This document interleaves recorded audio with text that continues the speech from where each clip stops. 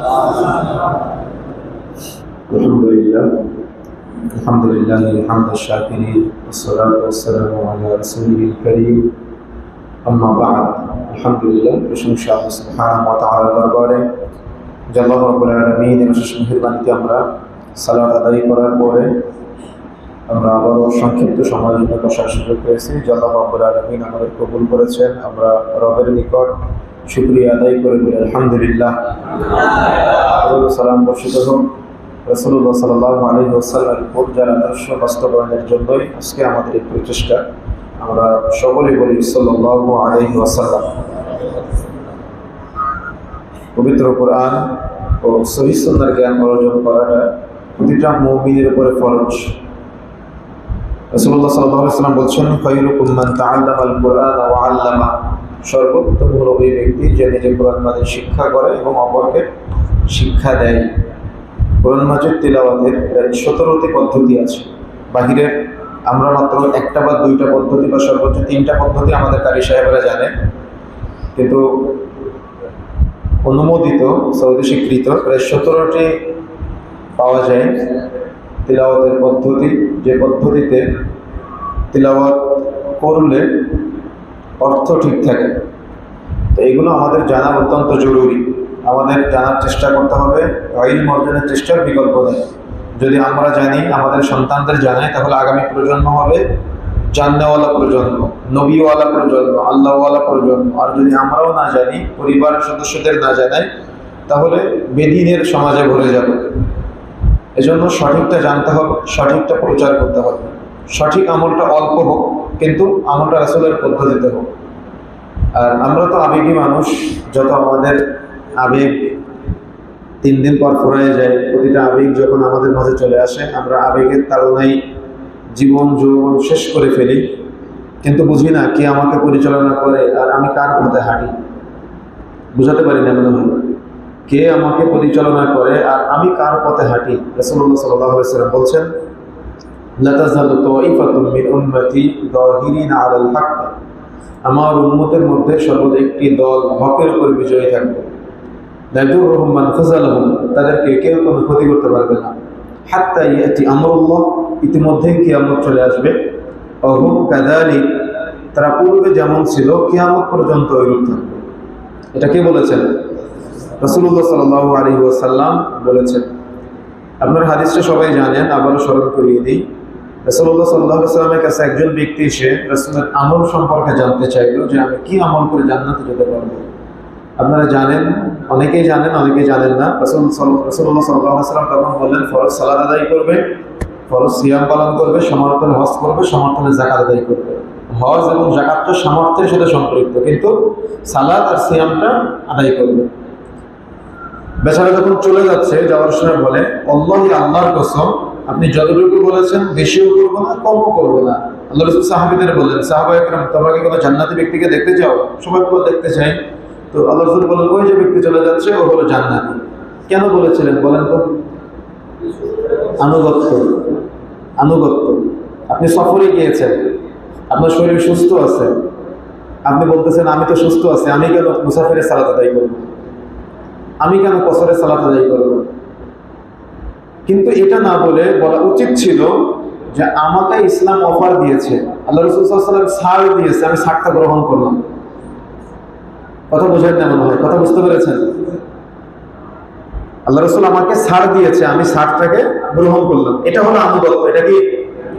এটা হলো আনুগত্য। হজের সফরে কিছু কিছু মুহূর্ত আছে জোহর আসর মিলায় পড়তে হয়। আমাদের বেদাতে হুজুররা নিয়ে গিয়ে জোহরের সময় 4 রাকাত পড়ায়, আবার আসরের জন্য 4 রাকাত পড়ায়। বলে আমরা তো 15 দিন থাকবো, 15 দিনের কসর চলে না। তো এরকম আমাদের সমাজে না জানার কারণে বা জানা একটু বেশি হয়ে যাওয়ার কারণে অনেক সময় মানুষ পথভ্রষ্ট হয়ে যায়, দিক খুঁজে পায় না, কোন দিকে যাবে, কোন পথে চলবে। ডান থেকে ডাকে, বাম থেকে ডাকে, সামনে থেকে ডাকে, পিছন থেকে ডাকে। আল্লাহ রাব্বুল আলামিন এবং রাসূল সাল্লাল্লাহু আলাইহি ওয়াসাল্লাম সমাধান দিয়েছেন। রাসূল সাল্লাল্লাহু আলাইহি ওয়াসাল্লাম মাটিতে সরল রেখা টানলেন, রেখা টানলে তার ডান বামে অসংখ্য রেখা টানলেন, অর্থাৎ দাগ দিলেন একটা রাস্তা, ডানে বামে শাখা রাস্তা। আল্লাহ রাসূল মাঝখানের রেখায় হাতটি রাখলেন, রেখে বললেন, ওয়া আন্না হাযা সিরাতে মুস্তাকিম, এটা হলো সিরাতে মুস্তাকিমের রাস্তা। এর ডানে এবং বামে তোমরা যে শাখা রাস্তাগুলো দেখছো, এগুলো সব দ্বার প্রান্তে অথবা শেষ প্রান্তে মানুষরূপী শয়তান দাঁড়িয়ে আছে, তারা তোমাদেরকে তাদের দিকে আহ্বান করছে। কিন্তু সিরাতে মুস্তাকিম কোনটা বলেন তো? সরল রাস্তাটা। শৈথিল্যবাদী হওয়া যাবে না, আবার চরমপন্থী হওয়া যাবে না। রাসূলুল্লাহ সাল্লাল্লাহু আলাইহি ওয়াসাল্লাম মৃত্যু সজ্জায়, প্রায় 3টা হাদিস পাওয়া যায়, সমন্বয় করে বলছি। রাসূলুল্লাহ সাল্লাল্লাহু আলাইহি ওয়াসাল্লাম বলছেন, আমার মাধ্যমে আল্লাহ নবুয়ত দিয়েছে, আমি মারা যাওয়ার মাধ্যমে আল্লাহ যতদিন চাইবে ততদিন আমাকে বাঁচিয়ে রাখবে, অর্থাৎ নবুয়ত বাঁচিয়ে টিকিয়ে রাখবে। আমাকে উঠিয়ে নেওয়ার মাধ্যমে নবুয়ত উঠিয়ে দিবে। নবুয়ত উঠিয়ে দিবে বলতে ওহী আসবে না। কথা বুঝতে পেরেছেন? ওহী আসবে না। তাহলে 1 নম্বর কি? রাসূলের আগমনের মাধ্যমে নবুয়তের সূচনা হয়েছে। আল্লাহ যতদিন চেয়েছেন ততদিন থাকবে, যখন আল্লাহ চাইবেন তখন উঠিয়ে দিবে। কে বলেছেন? মুহাম্মদ সাল্লাল্লাহু আলাইহি ওয়াসাল্লাম। তাহলে 1 নম্বর পয়েন্ট, মুহাম্মদ সাল্লাল্লাহু আলাইহি ওয়াসাল্লামের মাধ্যমে নবুয়ত সমাপ্তি হয়েছে, ওহী নাজিল হওয়া বন্ধ। 2 নম্বর, আল্লাহ রাসূল বললেন, আমি মারা যাওয়ার পরে খেলাফত আমল আসবে, তোমরা সেটার অনুসরণ করবা। অপর হাদিসে পাওয়া যায়, সিলসিলার মধ্যে আসছে, যেটার সময়কাল হবে 30 বছরের। আল্লাহ রাসূল বললেন, আল্লাহ যতদিন চাইবে ততদিন থাকবে, যখন চাইবেন না তখন উঠিয়ে নেবেন। তো আপনি দেখেন, আবু বকর রাদিয়াল্লাহু তাআলা আনহু, উমর রাদিয়াল্লাহু তাআলা আনহু, উসমান রাদিয়াল্লাহু তাআলা আনহু, আলী রাদিয়াল্লাহু তাআলা আনহু, এই যে একটা লম্বা সময় আল্লাহ যতদিন চেয়েছেন রেখেছেন ইসলামী খেলাফত, নবুয়তের তরিকায় খেলাফত। কথা বুঝেন না মনে হয়? ইসলামী খেলাফত, নবুয়তের তরিকায় খেলাফত। বুঝেন না মনে হয়? আমি কিন্তু 2টা বলেছি, ইসলামী খেলাফত, নবুয়তের তরিকায় খেলাফত। কোনটা ছিল স্মরণ? আল্লাহ রাসূলের ভাষা কোনটা? ইসলামী খেলাফত না নবুয়তের তরিকায় খেলাফত? নবুয়তের তরিকায় খেলাফত। এটা মনে রাখেন, পরে বিস্তারিত বলবো। তাহলে নবুয়তের তরিকায় খেলাফত যতদিন আল্লাহ চেয়েছেন রেখেছেন, যখন সাহাবীদের উঠিয়ে নিয়েছেন, মানে নবুয়তের তরিকায় খেলাফত আমল শেষ। 3 নম্বর, আল্লাহ রাসূল বললেন, তারপরে আসবে জবরদখলকারী শাসকের আমল, রাজা বাদশাদের আমল, এবং এটা হবে লম্বা, দীর্ঘ। আল্লাহ যতদিন চাইবে ততদিন থাকবে, যখন চাইবেন না তখন তাদেরকে উঠিয়ে নেবেন। তো আপনি ইতিহাস যদি দেখেন, খেলাফত আমল শেষ হওয়ার পর থেকে একটা লম্বা সময় কিন্তু এই জবরদখল স্বৈরাচারী রাজা বাদশাদের আমল কিন্তু আমরা দেখেছি, এবং ইতিহাস থেকে আমরা জানতে পারি। 4 নম্বর, রাসূলুল্লাহ সাল্লাল্লাহু আলাইহি ওয়াসাল্লাম বললেন, তারপরে আসবে জবরদখলকারী শাসকের আমল, যখন মানুষ জোর করে মানুষের উপরে শাসন করবে, ক্ষমতা আরোপ করবে। তারপরে আসবে ইমাম মাহদী ঈসা আলাইহিস সালাম, তারপরে আবার নতুন করে তাদের মাধ্যমে খেলাফত আমল চালু হবে। তবে আল্লাহ রাসূল সাল্লাল্লাহু আলাইহি ওয়াসাল্লাম মাঝখানে যে কথাটা বললেন, এই সময়ের আগে, কিয়ামতের আগে, এই সময়ে মানুষ তাদের জবরদখল করে নেতৃত্বের জন্য মানুষ মানুষকে মারবে এবং মানুষ মরবে। কেন মারবে আর কেন মরবে উভয়ে জানে না, যে আমি কেন মারলাম আর আমি কেন মরলাম। আল্লাহ রাসূল উভয়কে জাহান্নামে বলেছেন। আপনার আবেগের কাছে হয়তো কোরআন হাদিসের কথাগুলো হেয় মনে হতে পারে, আপনার আবেগের কাছে হয়তো কোরআন হাদিসের কথাগুলো ঠুনকো মনে হতে পারে, বা দেখা যাচ্ছে পরিস্থিতির আলোকে হয়তো আপনার কাছে কোরআন হাদিসের কথাগুলো অনেক স্বাভাবিক মনে হতে পারে, বা মনে হতে পারে যে তাহলে সাহাবায়ে কেরামের যুগের সে জিহাদ, যুদ্ধ, সেগুলোর সাথে আমাদের তাহলে কি করণীয় আছে। এরকম অনেকগুলো প্রশ্ন ব্রেনের ভিতরে আসতে পারে। কিন্তু আপনি কার সাথে জিহাদ করবেন? কোন উদ্দেশ্যে জিহাদ করবেন?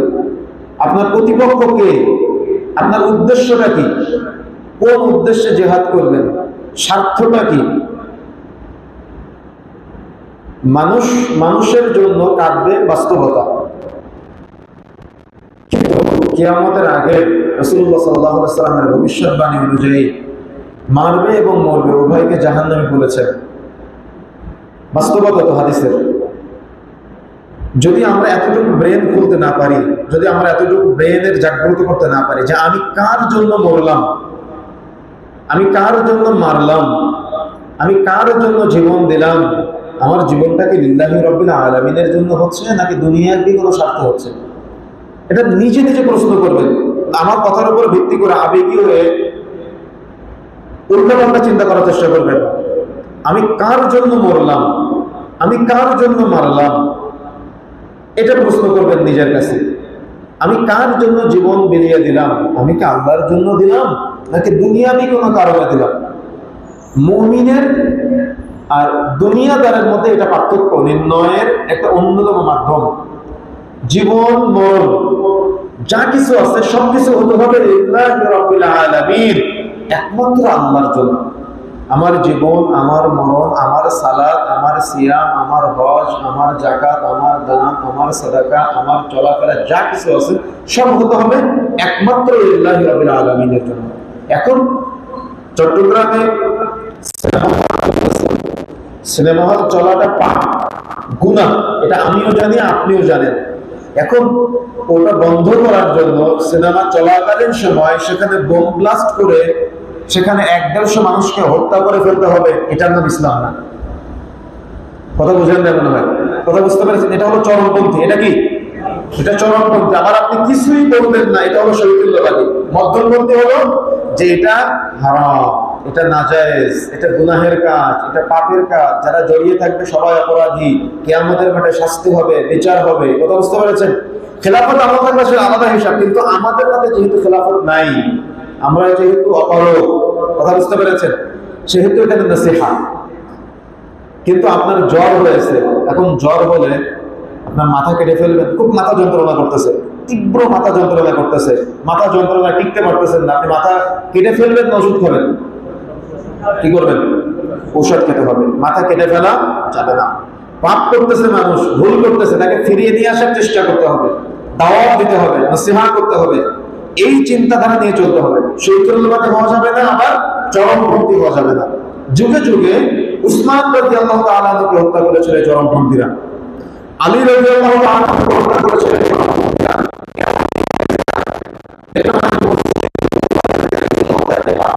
নামাজ পড়তে আসলে বাচ্চাদের মসজিদ থেকে বের করে দেয়, বাচ্চা কথা বললে বাচ্চাদের মসজিদ থেকে বের করে দেয়। এরা হলো অতি পরহেজগার, এটা অতি তাকওয়াশীল সাজে, আসলে এরা পরহেজগার না, আসলে এরা তাকওয়াশীল না। তার মধ্যে 1 নম্বর হলো যাদের থেকে রাসূলুল্লাহ সাল্লাল্লাহু আলাইহি ওয়াসাল্লাম সতর্ক থাকতে বলেছেন আমাদের, তারা হবে নবীন, তারা হবে তরুণ, তারা হবে নির্বোধ, কিন্তু নিজেদেরকে অনেক জ্ঞানী মনে করবে। কথা বুঝেন না মনে হয়? তাহলে কথাবার্তার স্টাইল বা কথাবার্তার ভাব আপনাকে এমন ভাবে আহ্বান করবে, আপনাকে এমন ভাবে আকৃষ্ট করবে, মনে হবে সে অনেক জ্ঞানী, কিন্তু তার জ্ঞান নেই বলতে সেখানে বলা হয়েছে শরীয়তের জ্ঞান নাই, কোরআন সুন্নাহর জ্ঞান নাই। আপনাকে অন্ধকার থেকে আহ্বান করবে আর আপনি সে আহ্বানে সাড়া দিয়ে অন্ধকারের দিকে চলে যাবেন। যেমন আমরা যখন একটা হাদিসকে নিয়ে তাহকিক করি, দেখা যাচ্ছে একটা হাদিস, আপনারা তাহকিক বুঝেন তো, সহিহ জয়ীফের নির্ণয় করা হয়। একটা হাদিসের অনেকগুলো দিক আছে, যে দিক বিবেচনা করে আমরা সহিহ না জয়ীফ এটা নির্ণয় করি।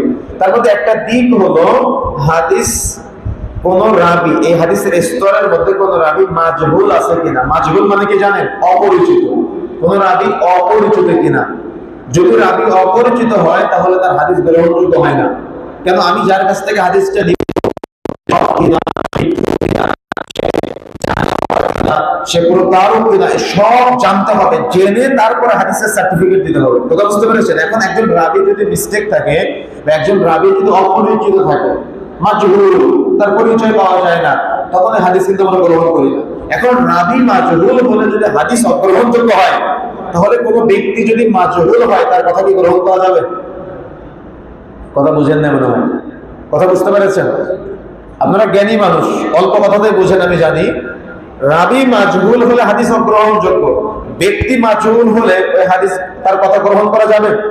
গ্রহণ করা যাবে না। এই জন্য ব্যক্তি যদি মাজহুল হয় তাহলে তার কথা গ্রহণ করবেন না, তার কাছ থেকে ইলম নেবেন না, তার কাছ থেকে দ্বীনের জ্ঞান নেওয়া থেকে বিরত থাকবেন। আপনি আমল অল্প করেন, আপনার কাছে বিশাল আমল করতে হবে তা বলা হয় নাই। আমল অল্প করেন, কিন্তু আমলটা রাসূলের পদ্ধতিতে করেন, তাহলে তারা নিজেদেরকে অনেক জ্ঞানী মনে করবে, মানুষকে ঐক্যবদ্ধ করে মানুষকে জাহালতের ভিতরে নিয়ে যাবে, মানুষকে কঠোরতার মধ্যে নিয়ে যাবে। কিন্তু ইসলাম এটা অ্যালাউ করে না, যেটা সহিহ বুখারীর মধ্যে স্পষ্ট হাদিস, 3611 নম্বর হাদিস, 5557 নম্বর হাদিস সহ এই ব্যাপারে অসংখ্য হাদিস পাওয়া যায়, যাদের থেকে রাসূলুল্লাহ সাল্লাল্লাহু আলাইহি ওয়াসাল্লাম সতর্ক করেছেন। 2 নম্বরে তারা উত্তম কথা বলবে, কিন্তু সবচেয়ে নিকৃষ্ট কাজের সাথে জড়িয়ে থাকবে। কথা বলবে উত্তম, কিন্তু মানুষকে ডাইভার্ট করার মতো, মানুষকে অন্যায় পথে নিয়ে যাওয়ার মতো এরকম অপপ্রচার, তার মানে মানুষকে জাহালতের ভিতরে তারা নিমজ্জিত করবে। বাহ্যিকভাবে সুন্দর কথা বলবে, মনে হবে যে তার কথাটা অনেক সুন্দর, কিন্তু দেখা যাচ্ছে তারা ইখওয়ানের দিকে নিয়ে যাচ্ছে, খারিজিয়াতের মধ্যে আপনাকে নিয়ে যাচ্ছে, মানুষ হত্যার দিকে আপনাকে ধাবিত করে দিচ্ছে। কিন্তু আপনার বাহ্যিকভাবে মনে হবে যে যুক্তি তর্কের আলোকে না ওনারটাই ঠিক, কিন্তু আসলে তারটা কোরআন হাদিসের সাথে কোনো মিল নাই। ইসলাম সেটা বলে নাই, শরীয়ত সেটা বলে নাই, কিন্তু আপনি আবেগের বশবর্তী হয়ে সেদিকে চলে গেলেন। আর এই মানে প্রচলিত রাজনীতি, এটা বোঝার মতো ক্ষমতা কিন্তু আমাদের নাই। এটা আপনাকে কখন কোন দিকে নিয়ে যাবে এটা আপনি বুঝতে পারবেন না। কোন দিকে আপনাকে কখন ডাইভার্ট করবে, কোন ইস্যু থেকে কোন ইস্যুতে চলে গিয়ে কোন সিস্টেম থেকে কোন সিস্টেমে চলে যাবে। অপরাধী তো সেই যে অপরাধ করে, কিন্তু অপরাধীকে সাপোর্ট করলেও কিন্তু অপরাধের ভাগিদার হতে হবে। যেমন আপনি হয়তো এখন আপনার টনক নড়তেছে, কিন্তু একজন দেখা যাচ্ছে সে সিনেমার প্রচার করে, একজনের দেখা যাচ্ছে যে সে মানুষের প্রতি জুলুম করে, একজন দেখা যাচ্ছে সে মানুষের সাথে অন্যায় করে, একজন দেখা যাচ্ছে সে নামাজে বাধা দেয়, আজানে বাধা দেয়, বা সুদের অর্থনীতিকে চালু করেছে, ঘুষের সিস্টেম চালু করেছে।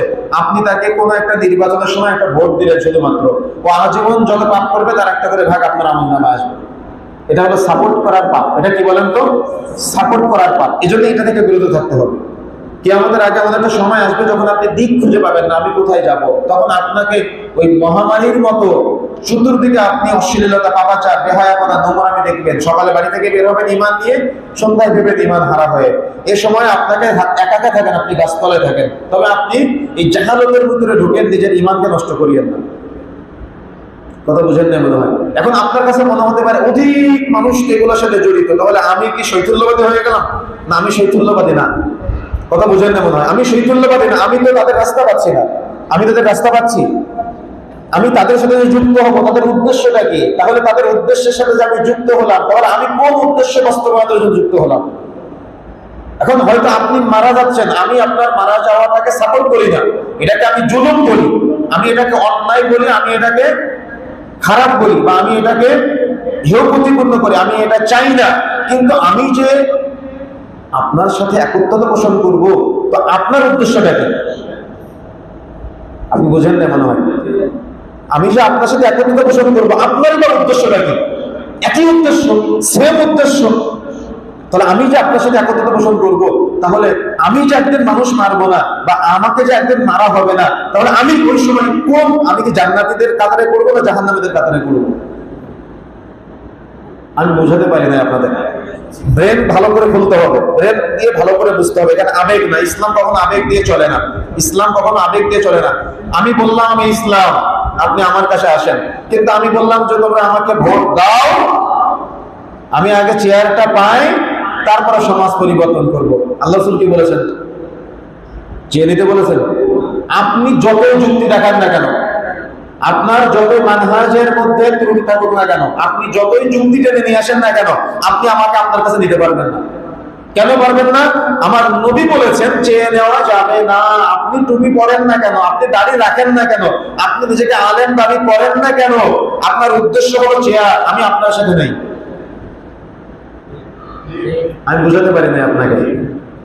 আপনার উদ্দেশ্য কি? চেয়ার, আমি আপনার সাথে নেই। আমি, আমার দুঃখ লাগে, আমার কষ্ট লাগে, আমার খারাপ লাগে, সব ঠিক আছে, কিন্তু আমি আপনার সাথে আমার রক্ত দিব না। কেন? ওটা আল্লাহর জন্য হচ্ছে না, ওটা চেয়ারের জন্য হচ্ছে। আপনি বুঝতে পেরেছেন কি? আমি জানি না, তবে বুঝতে হবে। আমি বললাম আমি ইসলাম, আমার কাছে সুদ নেই, মুনাফা আছে। আপনি কি বুঝতে পেরেছেন বিষয়টা? আমি বললাম আমি ইসলাম, আমার কাছে সুদ না, আমার কাছে সব মুনাফা, কিন্তু আমি কি করলাম? আমি আমার পার্টনারকে বললাম গ্রাহক। ব্যবসার সাথে যখন আপনার আমার ব্যবসা হবে, ব্যবসা আপনার সাথে আমার জায়েজ কখন? তখন জায়েজ যখন পার্টনার হবে চুক্তির ভিত্তিতে। কিন্তু চুক্তি হচ্ছে, সবকিছু হচ্ছে, কিন্তু আপনি আমাকে কি বললেন? পার্টনার বললেন না গ্রাহক বললেন? আপনি বললেন গ্রাহক, সাধারণ গ্রাহক। আপনি আমাকে মালিকানা দিচ্ছেন না, তাহলে আপনার সাথে আমার ব্যবসা কি জায়েজ আছে?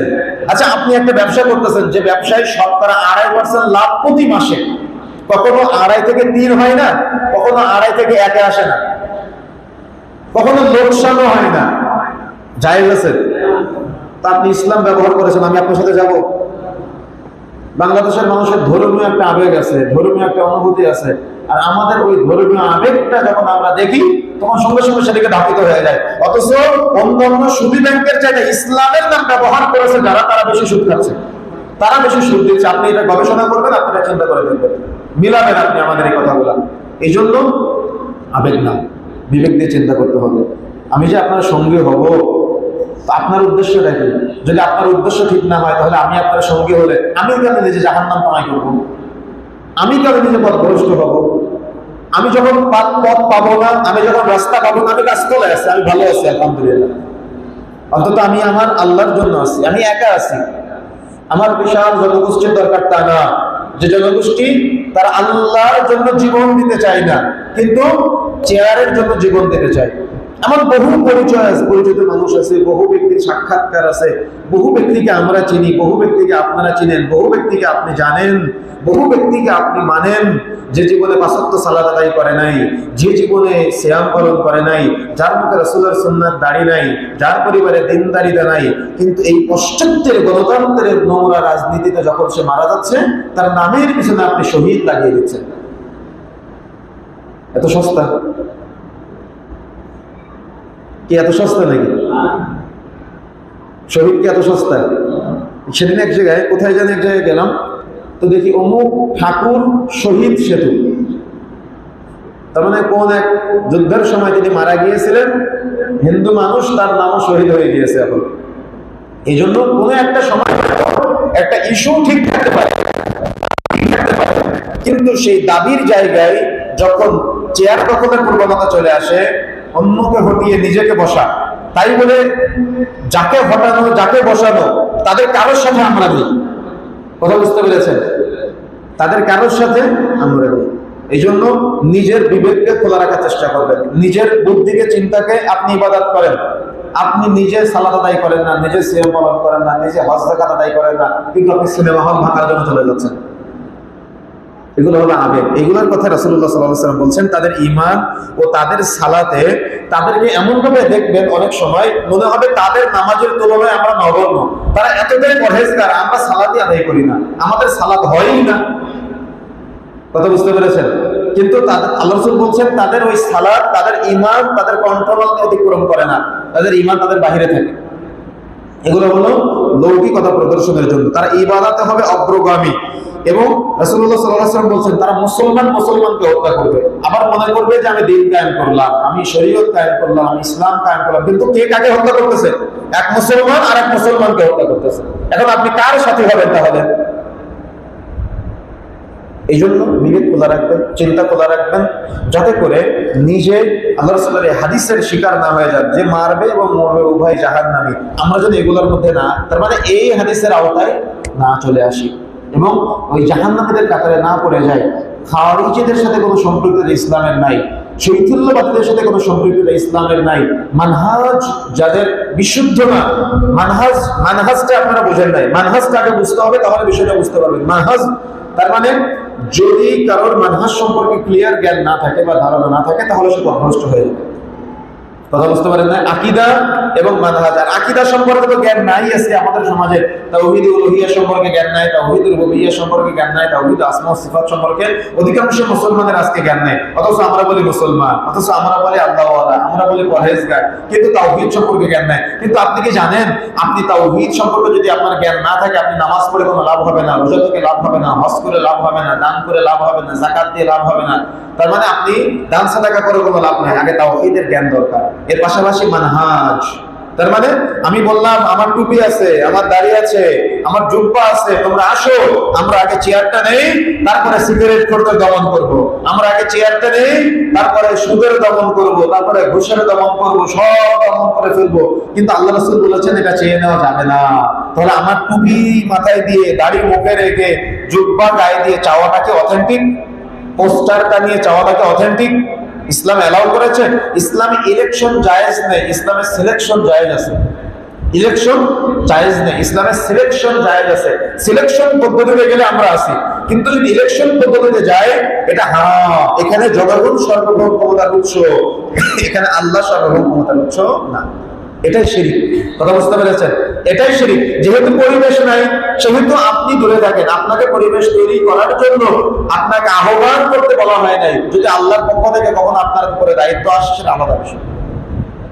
তাই বলে আপনি বলবেন তাহলে কি ততদিন আমরা অপেক্ষা করবো? অপেক্ষা করতে হবে, অপেক্ষা করতে হবে। কারণ আল্লাহ রাসূল বলেছেন মানুষ ক্ষমতা চেয়ে নিবে। এটা ভবিষ্যৎবাণী বলেছিলাম, মনে আছে? প্রথম হাদিসটা মনে আছে আপনাদের? যে মানুষ জোর জবরদস্তি করে ক্ষমতায় থাকবে, এটা হলো কিয়ামতের একটা আলামত। এই আলামতের মধ্যে যেন আমরা না পড়ে যাই, তাদের সঙ্গী সাথীদের কাতারে যেন আমরা না পড়ে যাই। দেখেন এক দল আরেক দলকে মারতেছে অনাহারে, কিন্তু কে কাকে মারে, কে মরে কেউ বোঝে না। কেন মারলাম, কেন মরলাম কেউ বুঝে না। নিজের সন্তানকে পর্যন্ত মেরে ফেলতেছে অনেকে, কিন্তু বুঝতে পারতেছে না আমার সন্তানকে কখন মেরে ফেললাম। এগুলোর সাথে কোনো ইমানদার, কোনো আল্লাহওয়ালা, তাকওয়াশীল, এখন আপনি হয়তো বলতে পারেন এতগুলো মানুষ কি ইমানদার না, এতগুলো মানুষ কি তাকওয়াশীল না, এতগুলো মানুষ কি পরহেজগার না? আমি সেটা জানি না, কিন্তু আল্লাহ রাসূল বলেছেন 1999 জন জাহান্নামে যাবে, একজন জান্নাতে যাবে। আল্লাহ রাসূল বলেছেন 73 দলের মধ্যে 72 দল জাহান্নামে যাবে, একদল জান্নাতে যাবে। আপনি নিজেকে কোরআন সুন্নাহর নিকটবর্তী রাখার চেষ্টা করেন, শৈথল্যবাদী হয়েন না আর চরমপন্থী হয়েন না। যদি বলতে পারেন তো বলবেন, বলতে না পারলে চুপ থাকবেন।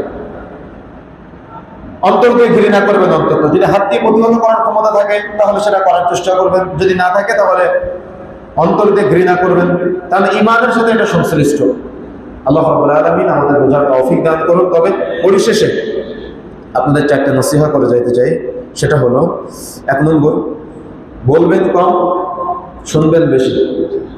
বলবেন কম, যত কম কথা বলা যায় ততই উত্তম। চায়ের দোকানে বসে আছেন, 3 জন একটা কথা বলতেছে, আপনি চট করে আরেকটা কথা বলে দিলেন, কিন্তু আপনি জানেন না কথাটা অথেন্টিক কিনা, কথা বোঝেন না মনে হয়। এই জন্য বলবেন না, শুনবেন। শুনলে জ্ঞান বাড়ে, কিন্তু গীবত শুনবেন না, মিথ্যাচার শুনবেন না, পাপ শুনবেন না, হারাম কোনো কিছু শুনবেন না। 2 নম্বর, কাজ দেখবেন কম আর নিজে করবেন বেশি। অন্যেরটা দেখে কখনো জেলাসি ফিল করবেন না, নিজে বেশি বেশি কাজ করার চেষ্টা করবেন, ইবাদত বেশি করবেন। অন্যের ইবাদত দেখে নিজের ইবাদতকে তার থেকে বেশি বাড়ানোর চেষ্টা করবেন। এজন্য দেখবেন কম, কিন্তু নিজে কাজ করবেন বেশি। নিজের দোষ দেখবেন বেশি আর অন্যের দোষ কম দেখবেন।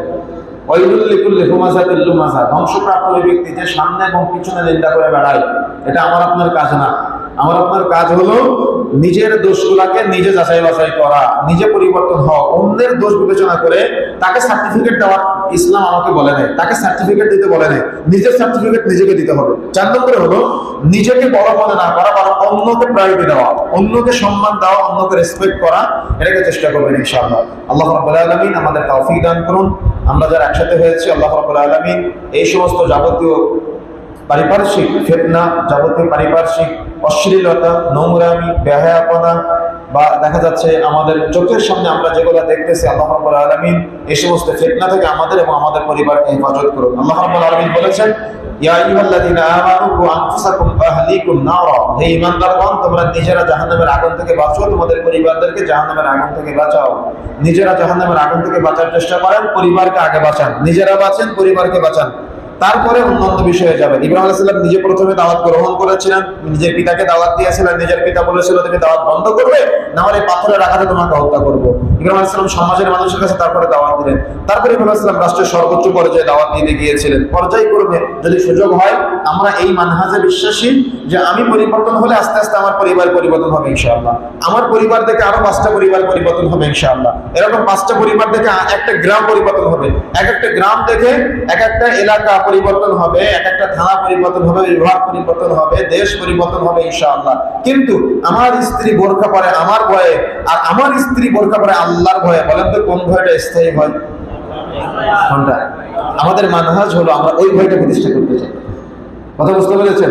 আমরা আমার ভয়, আমার স্ত্রী বোরকা পরলে আমি যখন বাড়িতে থাকবো না তখন সে বোরকা পরবে না, কিন্তু সে যদি আল্লাহর ভয়ে বোরকা করে, আমি থাকলেও করবে, আমি না থাকলেও করবে। এই জন্য আল্লাহর ভয়টা প্রতিষ্ঠা করা দরকার। আর এই জন্য বেশি বেশি তালিম, বেশি বেশি আমাদের কোরআন সুন্নাহর জ্ঞান অর্জন করা, সালাফি আলেমদের যারা সহি আকীদা সালাফি মানহাজের আছে তাদের কথাগুলো শুনবেন, বুঝবেন এবং আকীদা মানহাজের ভিত্তিতে নিজে যাচাই বাছাই করে আমল করার চেষ্টা করবেন। তা না হলে দুনিয়াতেও ঠকে যাবেন, আখিরাতেও ঠকে যাবেন। দুনিয়াতে পথভ্রষ্ট হয়ে যাবেন, পথভ্রষ্ট হওয়ার কারণে আমল, ইবাদত, বন্দেগী কিছুই কবুল হবে না। প্লাস দেখা যাচ্ছে কিয়ামতের মাঠে গিয়ে তখন হাহাকার হয়ে যাবে। এই জন্য সতর্ক হতে হবে, সাবধান হতে হবে। আল্লাহ রাব্বুল আলামিন আমাদের বোঝার তৌফিক দান করুন। যাবতীয় পারিপার্শ্বিক এই সমস্ত ফিতনা থেকে আল্লাহ রাব্বুল আলামিন হেফাজত করুন আমাদের এবং আমাদের পরিবারের সদস্যদের। কারণ এখন আসলে এমন পাপাচারের মুহূর্ত, বাড়ি থেকে যে সন্তানকে নিয়ে বের হয়ে আপনি আবার বাড়িতে ফিরবেন, তো সন্তানের সামনে নিজের মান-ইজ্জত থাকবে না, এমন পরিবেশ। আল্লাহ রাব্বুল আলামিন এসব পরিবেশ থেকে আমাদের হেফাজত করুন। আল্লাহুম্মা আমিন। আল্লাহ রাব্বুল আলামিন জান্নাত পর্যন্ত আমাদের এভাবে একসাথে আকীদা ও মানহাজের ভিত্তিতে একত্রিত হয়ে দ্বীনী ভাই হিসেবে থাকার তৌফিক দান করুন। আল্লাহুম্মা আমিন। ওয়া আখিরু দাওয়ানা আলহামদুলিল্লাহি রাব্বিল আলামিন।